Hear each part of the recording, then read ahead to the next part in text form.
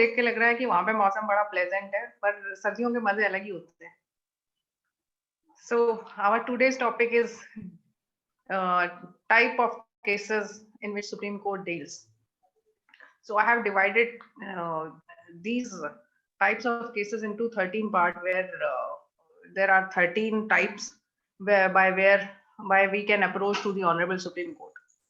The first one is the original jurisdiction under Article 131 of the Constitution, whereby when there is any dispute between states or central government, in that case, they used to approach to the Honorable Supreme Court for giving a finality to the dispute as early as possible, and in a way it suits to the government also. Whenever there is any dispute between central and state on one side, or states on as opposite parties, they can approach to the Honorable Supreme Court. Although a civil procedure code is not followed as provided, but there are certain rules of the Supreme Court which are generally followed by in the Supreme Court while dealing with these original suits. Except the water disputes, the Supreme Court don't deal with these matters which are related with water dispute of the states, except when there is any implementation of the award of or the judgment given by any water tribunal. In that case, any state can approach to the Honorable Supreme Court for implementation of that award. So, provided that this subject does not directly concern with any water dispute. Now, next is writ petitions under Article 32 of the Constitution of India. The scope of writ petition was first time decided by the Honorable Supreme Court in the matter of Ramesh Thapar versus State of Madras, whereby the magazine, the State of Madras banned the circulation of the magazine of the petitioner, and petitioner directly approached the Honorable Supreme Court under Article 32 of the Constitution. So an objection was raised by the Advocate General of the State of Madras that the petitioner ought to have approached the High Court under Article 226 instead of coming directly to the Supreme Court under Article 32. So the Supreme Court observed that this Article 32 is a part falls in part 3rd of the Constitution, which itself is a guaranteed fundamental right. So he can very well approach to the Supreme Court, and the Supreme Court will not wait for any right to be infringed, and they should avail the remedies which are available to them. Anybody whose fundamental right is violated is capable to approach the Supreme Court, and Supreme Court will not sit idle, and they will deal with the subject matter. In Dario versus State of UP, the Supreme Court observed that personal liberty and freedom and fundamental rights are the very essence of the life of the democracy, of the life as provided under Constitution, and therefore the Supreme Court is obliged and is duty bound to deal with those matters whenever there is any infringement of fundamental right of any person. Next, the public interest litigation are also falls under the writ petitions jurisdiction, whereby any person interested in the public cause can move to the Honorable Supreme Court, provided the Supreme Court generally don't go with the proceedings which are generally required by the Honorable Supreme Court, and they are liberal in the matter of locus standi and the procedure. Even letters by the petitioners has been treated as writ petition, as public interest litigation, as well as newspaper headings also has been treated by the Honorable Supreme Court as public interest litigations. Next comes the transfer cases which can be filed before the Honorable Supreme Court. These are under Section 406 Criminal Procedure Code. Whenever there is Supreme Court observes that that justice has not been properly done, and to do complete justice and to provide fair justice to the parties, they transfer the matters, criminal matters, from one court in India to any part of to any other part of India. There's Jahira Habibullah Sheikh versus State of Gujarat is one of the case which was transferred under Section 406 CRPC. Next is under Section 25 of Civil Procedure Code, whereby civil matters, generally matrimonial cases are used to be filed before the Honorable Supreme Court, whereby liberal view has been taken for matrimonial cases where wife approaches to the Honorable Supreme Court for transfer of their cases filed by husband at a place where they are unable to go or find it difficult to move from one place to another place because of their job or child or any other obligations. So, and next is under Section 11 of the Terror Affected Areas Special. This is a Special Courts Act, whereby Honorable Supreme Court can also transfer matters from one place to another. Next is under Article 139A, 1, whereby matters are pending relating to the same question of law, which are pending before different high courts and or before Supreme Court or any other high court. In that case, to give a finding and to decide on that point and to avoid any confliction in the judgment in the matters which are pending before other high courts, the Honorable Supreme Court used to call those matters to itself. And one is one under Article 139A2, whereby under interest of justice, when they see that it is required, the Honorable Supreme Court used to transfer those matters to itself. One. Whereby Supreme Court can transfer under Article 139A2 from one high court to another high court. Next is references which are dealt by Honorable Supreme Court. These are under Article 143, which is special reference by the governments, like this Babri Masjid case, Farooq Ismail versus Union of India case. It was in 1993. Although Honorable Supreme Court sent it back without deciding that reference, as they observe that government is not willing to comply or to go on their advice. Under Section 257 of the Income Tax Act, references can be filed before the Honorable Supreme Court. Then under Article 317 of the Constitution of India, when any advice is sought by government, central government, or by the governor, then and any tribunal can also request to the Honorable Supreme Court for their reference, for their advice.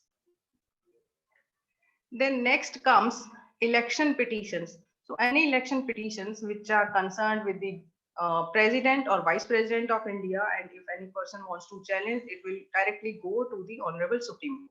So these original suits, writ petitions, transfer, reference, and elections, these are the original jurisdiction of the Honorable Supreme Court. Now, next comes the appellate jurisdiction, in which we have decided the cases are divided into civil and criminal appeals, and the civil appeals are used to be filed.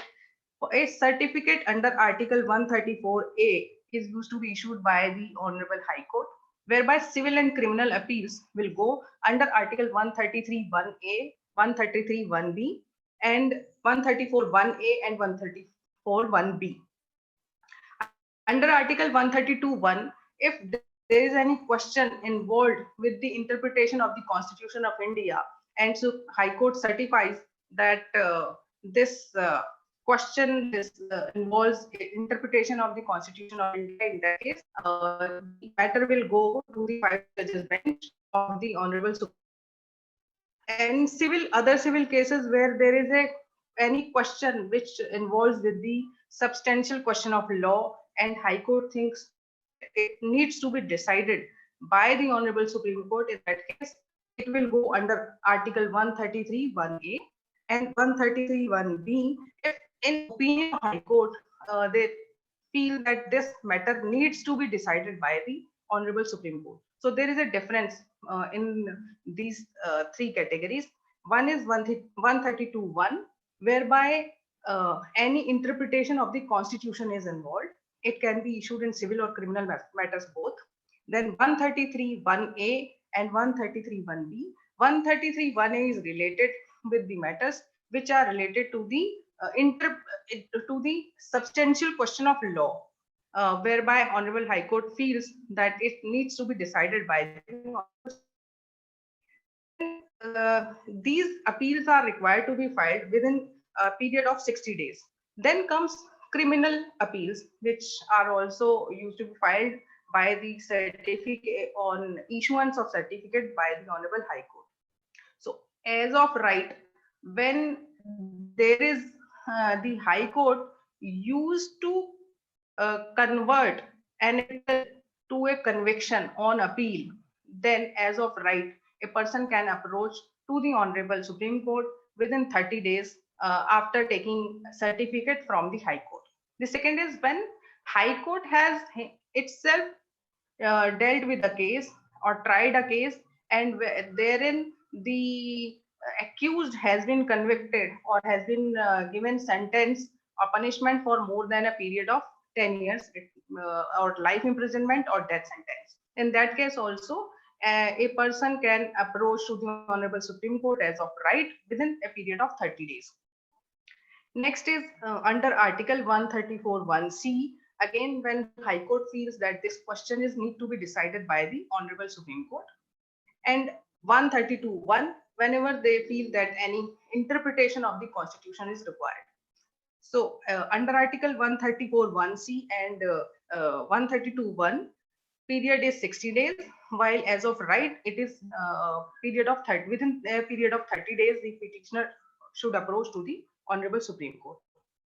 Now, next come the inherent, this extraordinary jurisdiction of Supreme Court, that is special leave petition under Article 136. 98% cases are used to be filed as special leave petition under this article in the Supreme Court of India. Now, these are again civil and criminal special leave petitions, which are issued on a substantial question of law. It is a very discretionary jurisdiction of the Honorable Supreme Court, and once the leave is granted, in that case, the Supreme Court can decide the appeal on any issue which are involved.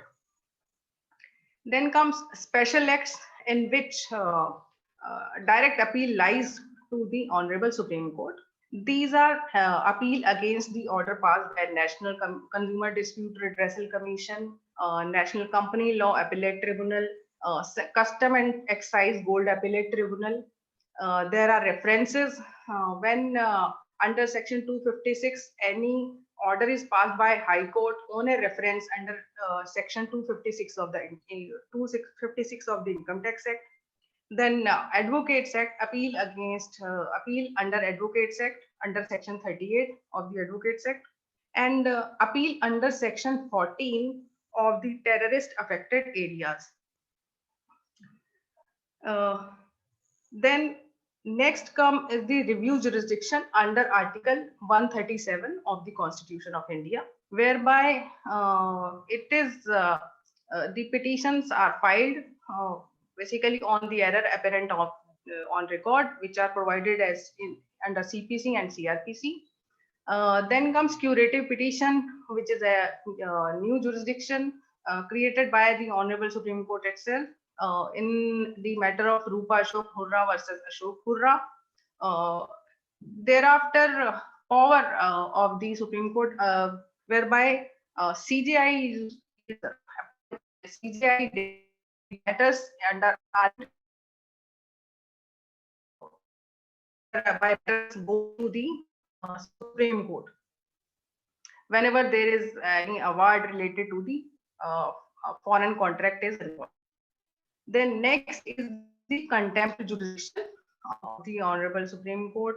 whenever there is any contempt, any of so there are very interesting judgments uh, in these matters.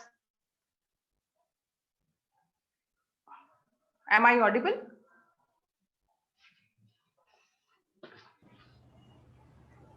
Yes, yes. Okay.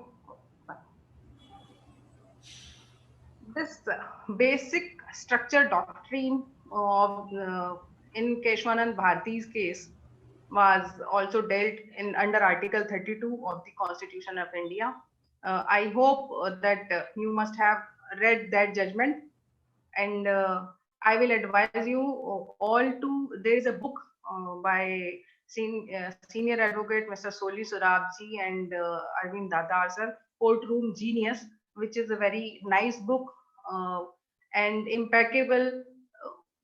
You will come to know there are so many judgments under Article 32 which are dealt by or which were argued by the Mr. late Nani Palkhiwala. That is a very wonderful book, and I will suggest all of you that you should go through that book. It's very nice. Now, if anyone wants to ask any question, they can.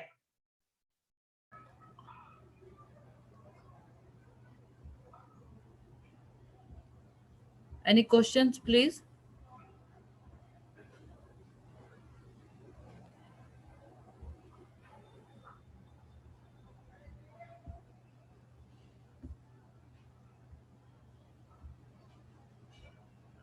एक constitution के बारे में थोड़ा सा विस्तार से बताइए ना कि सुप्रीम कोर्ट हमेशा, वंदना जी जी कॉन्स्टिट्यूशन के बारे में थोड़ा विस्तार से बताइए ना, मतलब freedom of speech and expression आता है तो मतलब सुप्रीम कोर्ट कैसे लेता है? जैसे रामदेव बाबा का एक केस था जिसमें रात को लोग सोए थे पंडाल में, बहुत सारा मतलब वहां पर हड़कंप मचा, तो उसमें सुप्रीम कोर्ट ने ये भी माना कि right to sleep is also included, मतलब फंडामेंटल राइट भी हो गया। तो उसका जो हाँ जी, एक्सपेंशन है वो धीरे धीरे बढ़ रहा है, मतलब आर्टिकल 21 है वो बढ़ता जा रहा है उसका अपने आर्टिकल स्पान में बहुत सारी 21 का चीजें। थोड़ा आप इनफैक्ट एग्जांपल देके समझाइए right ना। of privacy has been included under Article 21 and 90. हाँ, तो थोड़ा Right of विस्तार से। privacy. हाँ, See, the I will say कि the rights which have been dealt by Honorable Supreme Court under this Article 21 are very vast, and they are taking these matters on priority basis.